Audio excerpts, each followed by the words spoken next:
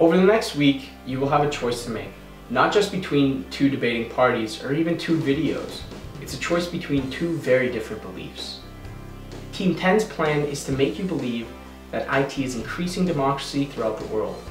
They may say IT is making political information more accessible and transparent, that it may make communication more cost-effective, and it might make public participation possible on a large scale, all of which add to the increase in democracy. But you know what? While these points are true to some extent, we believe that IT does not increase democracy and in some cases rather decreases it. We believe that access barriers, distractions, social disinterest, bias, propaganda and censorship, and ease of data collection have been the main factors stopping IT from increasing democracy.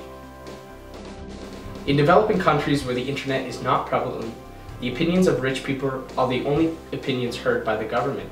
This is mainly due to the fact that only the rich have access to the internet, leading to a place where the rich express their opinions and share their ideas, but only with other people of the same status. Other priorities such as food, health, and shelter take precedence over access to the internet for the poor, and therefore it has not made its way to a large portion of the population in many underdeveloped countries. Taking India as an example, only approximately 8% of the total population can be considered internet users, meaning that over 90% of the population are oblivious to online communication. This leads to the understanding that the undersupply of internet in developing countries can create a large anti-democratic barrier between the rich and the poor when it comes to the expression of opinions and ideas.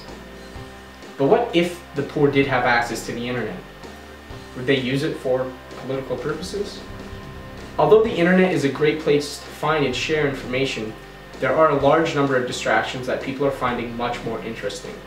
This is especially true for the younger generations, as they are being drawn towards these distractions in the form of pure entertainment, leading to a loss in the interest of politics and, as a result, a decreased rate of youth voting. For example, the turnout rate for youth ages 18 to 24 in the US decreased by almost 20% from 1964 to the year 2000. Even in Canada, youths between 18 to 24 who express low interest in politics have a turnout of only 24%. In 2014, a student group, Texas Tech, put together a questionnaire asking peers common political issues in history. Only very few of their peers were able to answer questions such as who won the Civil War, who the US Vice President is, and when the US gained independence. Interesting, right? To further illustrate the gap between interest in real political issues and entertainment, take websites like YouTube and Facebook, for example. For YouTube, the amount of videos watched per day has skyrocketed since its inception in 2006, and to this day is only increasing. The top channels are music, gaming, and sports, and only one of the most 100 subscribed channels has anything to do with news or politics. In Facebook's case, there are now over 1.4 billion users, but the top 25 pages include only celebrities and professional athletes. In total, the younger generation is more disconnected from political life than ever. This is amplified due to the fact that political parties have not adapted to newer methods of campaigning. Only recently has political campaigning started to focus on a more social role, but regardless, people are still showing a disinterest in politics. Some people claim that there is an outbreak in democracy due to IT. However, this is not what has been observed. According to a report completed by Freedom House, the percentage of democratic countries did not increase significantly since 1990, which is the exact time when the internet was popularized. In fact, between the years of 1990 and 2000, the percentage of democratic countries was lower than that in the year of 1989. The percentage of each group has stayed constant for the past 10 years. This data points to the fact that the internet does not mean democracy will follow. For example, in China, one of the few remaining undemocratic countries, many people were found to be addicted to the internet. According to a study from Interactive Corp, 61% of the Chinese youth said they have a parallel life online, while the percentage of American youth equals to only 13%. There are more people addicted to the internet in China, but the democracy level is still lower than the United States, revealing that even with the internet, democracy does not necessarily follow.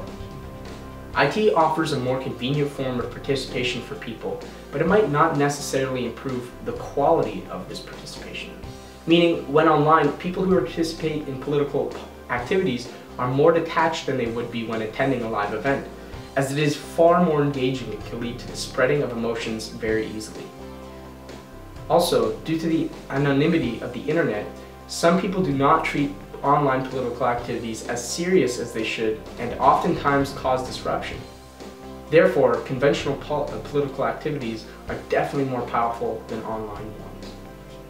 Expanding on this idea, the internet provides users with the ability of limitless access and expansion on information, giving the opportunity for someone to force their point of view upon others.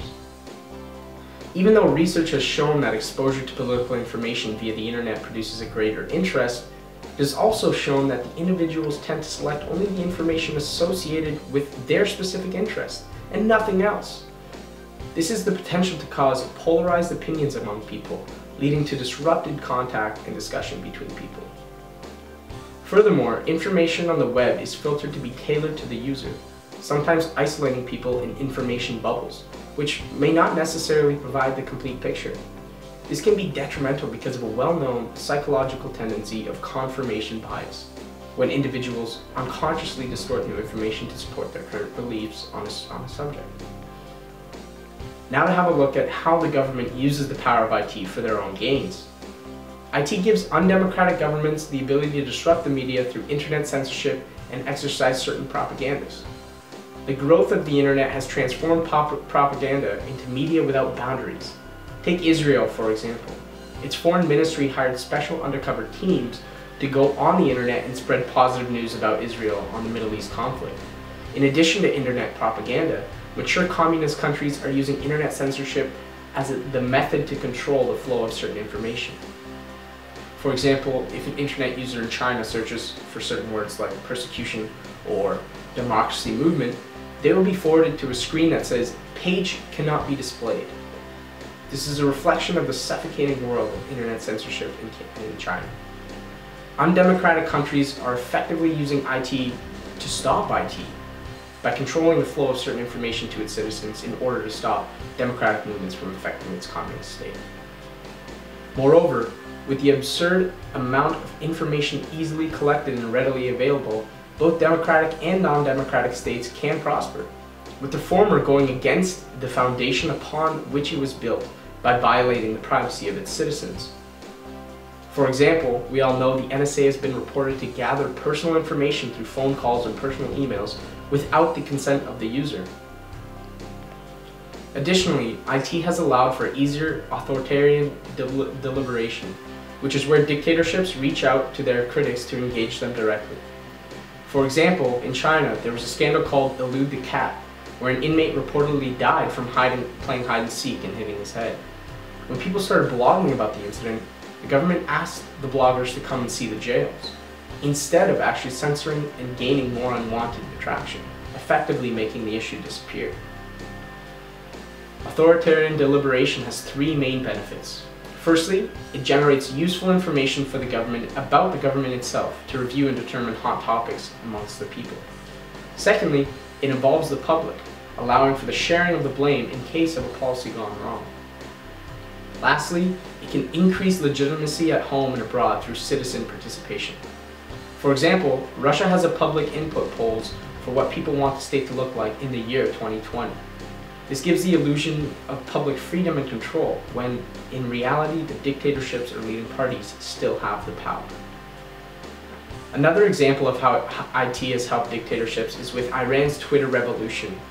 During this time, activists were very prominent on Twitter promoting their views, but this allowed for the governments to gather open source information to effectively identify activists and their supporters. Using this information, little effort was needed in order to reduce the uprisings, and no illegal methods such as torture or long-term intelligence missions were required. Overall, sometimes the image of IT's impact on democracy is distorted to show a large effect. But with the facts presented, we advise you to think otherwise. It is up to you to review the facts presented and decide for yourself. Thank you.